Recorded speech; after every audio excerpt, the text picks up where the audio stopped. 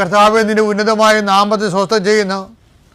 എൻ്റെ കർത്താവെ, നിൻ്റെ വിശുദ്ധ പൗരോഹിത്യത്തെ മഹത്വപ്പെടുത്തണമേ.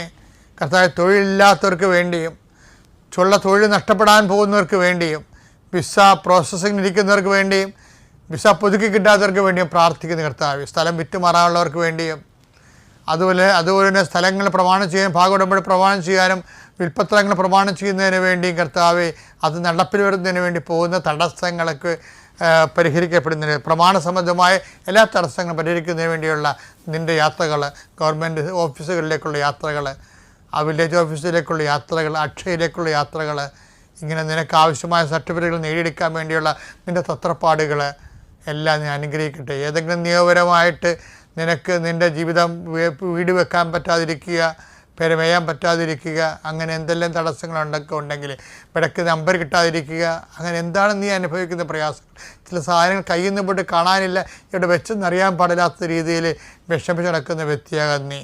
ചിലപ്പോൾ കൈ കഴിഞ്ഞ് വിട്ടുപോയ പണം തിരികെ കിട്ടാൻ യാതൊരു മാർഗ്ഗമില്ലാത്തത്, അങ്ങനെയുള്ള സത്യങ്ങൾ മറ്റുള്ളവർ അറിഞ്ഞു കഴിഞ്ഞാൽ നിനക്ക് ഭീഷണിയായി തീരുമ്പോൾ നീ വിറങ്ങലിച്ചിരിക്കുന്ന വ്യക്തിയാകാം. കർത്താവ് നിന്നെ ഈ നിമിഷം അനുഗ്രഹിക്കുന്നു. കർത്താവ് നിന്നെ സന്ധിക്കും. ദൈവത്തിൻ്റെ ദുരാമം നിനക്ക് യുക്തമായി പ്രവർത്തിക്കാൻ ആ സമയത്ത് നിങ്ങൾ എന്താണ് പറയേണ്ടതെന്ന് ആ സമയത്ത് അറിവ് നൽകുന്ന ചെയ്ത കർത്താവിൻ്റെ അഭിഷേക ശക്തി ആ തക്ക സമയത്ത് നിന്നെ സഹായിക്കട്ടെ.